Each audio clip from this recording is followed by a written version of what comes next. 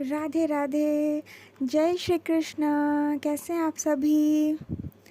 कान्हा जी के सुंदर सुंदर दर्शन करिए। आज इनको राधा बनना है, कभी बांसुरी चाहिए, तो जैसी जैसी लीलाएं होती वैसे वैसे ये भी ऐसी बातें कहते, क्योंकि लीला भी तो यही करते हैं। तो आज इनको चुनरी पहननी है।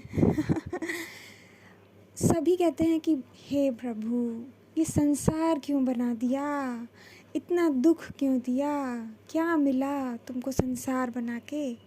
जब आदमी भोजन कर रहा है, सो रहा है, उसके बाद मृत्यु हो जा रही है, क्या है संसार में? कुछ भी नहीं है। तो ये संसार क्यों बनाया ही? जब जन्म लेना है, फिर मृत्यु आ जानी है, उसके बाद एक दिन प्रलय हो जाता है, फिर सृष्टि बनती है। ये सब क्यों करना पड़ रहा है? क्यों करते हो? कहते ना, काहे को दुनिया बनाई, क्या ऐसा तुमको कार्य पड़ गया?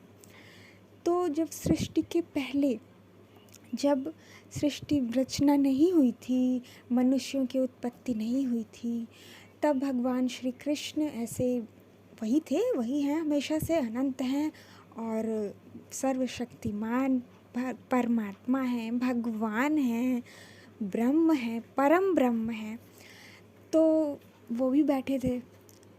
तो वो बैठे बैठे, कहते ना, बैठे बैठे बोर हो जा रहा है, उदासीनता। जैसे कि आप सब बैठे रहते हैं और सोचते हैं कि कुछ कार्य नहीं है, अगर किया भी तो भी आपको आनंद नहीं मिल रहा है, वो आनंद की प्राप्ति नहीं हो रही है। तो ये सारी भावनाएं आपके भीतर आती कहाँ से हैं?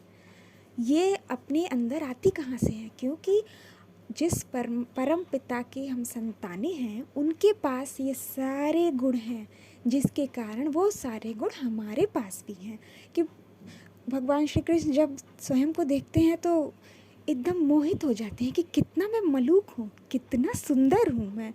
इतना स्वयं की ही प्रशंसा करते हैं और वो स्वयं में ही डूबे रहते हैं। स्वयं में डूबे रहने का अर्थ है कि वो आत्मा राम है, पूर्ण काम है, उनके पास कोई कामना नहीं है। संसार की, समस्त ब्रह्मांड की, तीनों लोकों की, 14 भुवन की, उनके पास सब कुछ है, क्योंकि उन्होंने ही उत्पन्न किया तो सभी कुछ है। ऐसी कोई चीज़ नहीं है, ऐसी कोई आशा नहीं है, अभिलाषा नहीं है जो उनके पास ना हो। ऐसी कोई वस्तु नहीं है, ऐसा कोई आनंद नहीं है जो उनके पास ना हो। तो इसका अर्थ है आत्मा राम सदैव स्वयं में ही संतुष्ट रहते हैं, क्योंकि सब कुछ है तो वो संतुष्ट से भी ऊपर है। संतुष्ट तो आप उसको कहते हैं कि आपको ये नहीं करना है, ये आप इसके बिना भी रह सकते हैं, परंतु उनके पास तो सभी वस्तुएं हैं, सब कुछ है। वो आत्मा राम है, स्वयं में ही मोहित रहते हैं, प्रसन्न रहते हैं। उनको किसी भी वस्तु, व्यक्ति की, किसी की भी आवश्यकता नहीं है, पूर्ण काम है, उनको कोई इच्छा नहीं है। परंतु इस सृष्टि के निर्माण में वो बैठे हैं और बहुत ही उदासीन हैं, बोर हो रहे हैं, स्वयं से ही बोर हो रहे हैं। कोई है ही नहीं ना कोई। अब स्वयं आप बहुत अच्छे हो तो घर में एक अकेले कमरे पे क्या करते हैं? मोबाइल हो तो सेल्फी पे सेल्फी लेते हैं, शीशा हो तो सुंदर सुंदर अपना मुखड़ा देखते हैं, उसमें मुस्कान देखते हैं, स्वयं की प्रशंसा करते हैं, जो कि हमारे स्वयं के लिए नहीं उचित होता है। क्योंकि जब दो लोग होते हैं तब वो कहते हैं देखो कितनी बड़ाई कर रहा है अपनी। लेकिन प्रभु के पास तो कोई नहीं है, भगवान श्री कृष्ण तो अकेले हैं। वो सोच रहे हैं कि क्या करें। तो अकेले अकेले जब वो बैठे रहे, तब उनको ये स्मरण हुआ कि उनके भीतर, उनके महोदर अर्थात उदर में इतने सारे जीव हैं। वो सारे जीव को बाहर निकालो और संसार का निर्माण हो, जो कि मनुष्यों के कारण होगा। जब उनसे बाहर निकलेंगे तब तो कल्याण होगा, नहीं तो उनमें ही रमते रहेंगे तो लीलाएं कौन करेगा? स्वयं के साथ आप लीलाएं कितनी करेंगे, कैसी करेंगे? और स्वयं की प्रशंसा कर रहे हैं। अब दो लोग होते हैं तो प्रशंसा कोई करता है तो जो दूसरा है वो प्रसन्न होता है और थोड़ा सा सब कुछ आता है, थोड़ा सा लज्जा आती है, थोड़ा सा प्रसन्न होता है, तो प्रसन्न करने वाला भी प्रसन्न हो जाता है और जो जिसकी प्रशंसा हो रही वो भी प्रसन्न हो जाता है। तो इस प्रकार समस्त जीवों को, जो जीवात्माएं हैं उनके भीतर, उनकी संतानें हम सब, तो उनके भीतर से सभी जो मनुष्य हैं, जितनी भी जातियां हैं, प्रजातियां, वो सब आई, क्योंकि सभी का शुद्ध स्वरूप क्या है? जीवात्मा। जो शरीर प्राप्त होता है वो तो इस संसार में आकर प्राप्त होता है, पंचमहाभूतों का, समस्त जीवों का, 84 लाख योनियों में जितने भी हैं उन सभी का। परंतु जो जीवात्मा है, जो शुद्ध है, जो सनातन है, जो सदैव से थी, वो प्रभु के भीतर रहती है। उनके छोटे से पेट में पूरा ब्रह्मांड, सभी जीवात्माएं सब उनके भीतर रहती हैं। तो वो बाहर उसको निकाले, जिससे उसके बाद सृष्टि का निर्माण हुआ और मनुष्यों की रचना हुई। तो जितने भी हैं वो सब दिव्य पुरुष पहले आए, जो कि भगवत प्राप्त थे, क्योंकि भगवान पहले आपको यही ऐसे ही भेजेंगे ना, जो एकदम शुद्ध हो, जो भगवान को जानता हो। अब धीरे धीरे जब कलयुग आ जाएगा, जो कहते हैं ना कि आप बहुत अच्छे कर्म करते करते जब एकदम आप किसी की बात नहीं सुनते हैं, तब प्रलय आ जाता है। तब इसीलिए ये चौथा जो युग होता है उसको धीरा किया गया। तो ये सारी जो रचना है, ये कार्य है, मनुष्यों के कल्याण के लिए है, कि मनुष्य जन्म लेता है, इतनी सारी उसकी इच्छाएं हैं और मनोकामनाएं हैं, सभी आकांक्षाओं और मनोकामनाओं को वो पूर्ण करने की क्षमता देते हैं। आप कर्म करते हैं, कर्म करके पुण्य का अर्जन करते हैं, पाप का भी अर्जन करते हैं, परंतु पाप पर कोई ध्यान नहीं देता है, सब पुण्य पर ही ध्यान देते हैं। तो जो पाप पर ध्यान दे रहा है, इसका अर्थ है कि वो भगवान को मानता है, उनको जानता है, समझता है कि अगर ये पाप किया तो प्रभु इसका दंड देंगे। क्योंकि कर्म आप कर सकते हैं, परंतु उसका फल केवल भगवान परमात्मा देते हैं। परमात्मा जो हमारे ही भीतर, हमारे हृदय में, हमारे अंतःकरण में ही विराजित हैं जीवात्मा के साथ। जो जीवात्मा है वो कर्म करती है और परमात्मा उसका लेखा जोखा रखते हैं, उसको लिखते हैं कि आपने क्या किया। क्योंकि आपको तो पता नहीं है कि आपने पूर्व जन्म में क्या किया, इससे पूर्व जन्म में क्या किया। द्वापर में भी थे, त्रेता युग में भी थे, परंतु आपको स्मरण है नहीं, परंतु प्रभु को है कि आप किस जन्म में क्या थे। तो जो भक्ति होती है वो आपको दे देते हैं प्रभु। जो पाप है उसको दे दिया जाता है, पुण्य है उसको दे दिया जाता है। तो ये सारी जो रचना है वो सब प्रभु करते हैं। आज हमारी प्यारी राधा रानी आई हैं, बांके करुआ बिहारी लाल के सुंदर दर्शन करिए। राधा स्वरूप में इसलिए ही चुनरी मांग रहे थे, अभी बांसुरी मांगते। जितनी भी लीलाएं होती हैं उसके अनुसार ये पहले से ही करते हैं, क्योंकि वो सब तो एक ही है ना, सब भगवान एक ही हैं, सारे विग्रह एक हैं, सारे मंदिर एक हैं। आप उसमें तनिक भी भेद ना करें, क्योंकि अपराध लगता है। तो ये हमारी प्यारी गोपी, जो सभी गोपियों की गोपी हैं, हमारी परम राधा रानी। क्योंकि राधा और कृष्ण तो एक ही हैं, उनके बिना प्रेम तत्व नहीं है। और जितनी भी स्त्रियां हैं वो सभी राधा रानी का ही स्वरूप हैं। उनके भीतर वो प्रेम वही तो देती है। एक महिला होती है, अपने बच्चों को संभालती है, उसके बाद भाई को देखती है, जितनी भी हैं वो सब महिला जो है, स्त्री, वो स्वयं राधा रानी का ही स्वरूप है।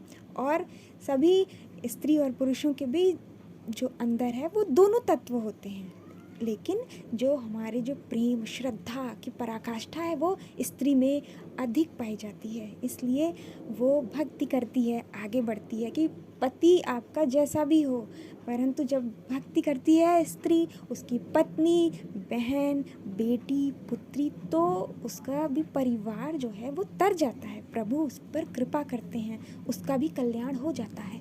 और समय समय पर अवतरित होते हैं, सबको ज्ञान देते हैं वेद शास्त्रों का, और जितने भी आपके कल्याण के लिए भी है वो सारे ज्ञान देते हैं, जिससे कि उन पर कोई ये ना कहे कि प्रभु ने मेरे लिए ऐसा नहीं किया, वैसा नहीं किया, जैसा कि लोग करते हैं। क्योंकि अब भगवान से ही सब कहेगा, क्योंकि जिसने दिया उसी से कहता है मनुष्य, और जिसकी अधिक होगी वो और अधिक परेशान रहता है।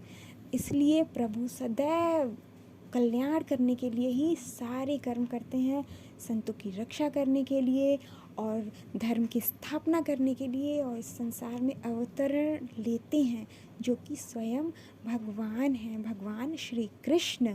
और तभी तो ये सारे जो आप ग्रंथ, वेद, रचना, ये सब जो है ये भगवान की ही बनाई है।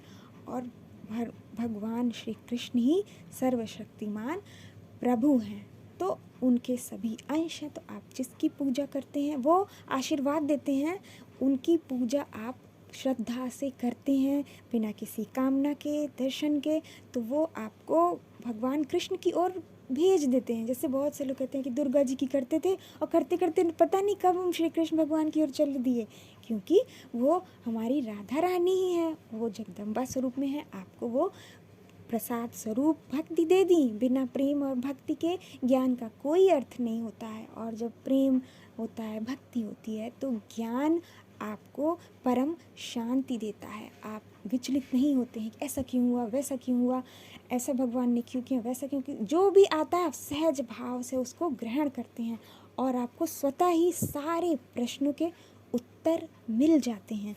आपको इधर उधर नहीं भटकना होता है, चिंतित नहीं होना पड़ता है। ये सब भगवान की कृपा है और केवल मनुष्यों के कल्याण के लिए। तो इस कल्याण को समझिए कि प्रभु आज ऐसे दर्शन दे रहे हैं, तो ये उनकी अनंत कृपा है, क्योंकि उनको कृपा करना आता है। हमारी राधा रानी कृपा करती हैं। कृपा का अर्थ ही राधा रानी है, जो बहुत ही निर्मल, कोमल, दयावान हैं। वो भगवान श्री कृष्ण जब आते हैं तो सभी दुष्टों का अंत करते हैं, परंतु हमारी राधा रानी तो ऐसा नहीं करती हैं। वो केवल कृपा करती हैं भक्तों पर, और उनकी शक्ति हैं भगवान श्री कृष्ण की, स्वयं की योग माया है, तो सदैव साथ रहती हैं। और इनके कारण ही भक्ति करके इस भव सागर से मुक्त हो जाता है मनुष्य। तो राधा कृष्ण हमारे एक हैं, और संसार में इसलिए मनुष्यों को कल्याण के लिए संसार में भेजा, जीवात्माओं को भेजा। तो बहुत ही अकेले हो गए थे, अब अकेले अकेले किसके साथ लीला करें, किसके साथ मैया बोलें, किसको सखा बोलें, किससे कहें, किसको रिझाएं, किससे रीझें, ये सारी बातें हैं। और हमारी राधा रानी के कारण ही, उनकी योग शक्ति के कारण ही इस संसार का निर्माण हुआ। और उनकी एक शक्ति माया है जो इस संसार में रहती हैं, उनके कारण ही इस संसार में मनुष्य जीवित रह पाता है। जैसे ही मनुष्य आता है संसार में, बच्चा आता है, वैसे ही वो वैष्णवी शक्ति जो माया शक्ति है वो उस पर रहती हैं, क्योंकि कर्म भी आप उससे ही करेंगे। उसको उससे ऊपर जाने के लिए साधना करनी है, भक्ति करनी है, प्रभु की कृपा होगी, तब आपको भगवत प्राप्ति हो जाती है। तो सदैव प्रभु हैं। मनुष्य कर्म कर सकता है, पूर्व जन्म में आपने क्या किया ये आपको फलस्वरूप मिला है, परंतु इस जन्म में आपको कर्म करना है, भक्ति का कर्म। आप भक्ति करते रहिए, प्रेम करिए, अनंत प्रेम। प्रेम आप करेंगे तो आपके भीतर वो स्वभाव, वो अच्छा स्वभाव आ जाएगा जो दूसरों से भी प्रेम करे। राधा रानी का यही स्वभाव ही है, केवल प्रेम। और ऐसा प्रेम कि जिसमें कोई आकांक्षा ना हो, केवल वो आकांक्षा हो जिसमें कि आप सामने वाले को सुख दे रहे हैं, अपने आराध्य राधे श्याम को सुख दे रहे हैं, अपनी आराध्या हमारी राधा रानी को सुख दे रहे हैं। उनकी प्रसन्नता के लिए हम कर्म कर रहे हैं कि हाँ हमने ये कर्म किया तो वो उन्हें अच्छा लगेगा, वो बहुत प्रसन्न होंगी। आप जो भी कर्म कर रहे हैं, जो इसलिए अच्छे अच्छे कर्म से ही वो प्रसन्न होंगी। जब आप उनको स्मरण रखेंगे तो वो सदैव ये स्मरण रहेगा कि आपको अच्छे कर्म ही करने हैं, और ऐसे जिससे उनको आप प्राप्त कर सकें। तो भक्ति करते रहिए और सदैव आनंद में रहिए, प्रसन्नता में रहिए। कोई भी चिंता हो, परेशानी हो, तुरंत उससे बाहर निकलने के लिए प्रभु का नाम लीजिए और बाहर निकल आइए। ठीक, बहुत सारा प्रेम। जय श्री कृष्णा। राधे राधे।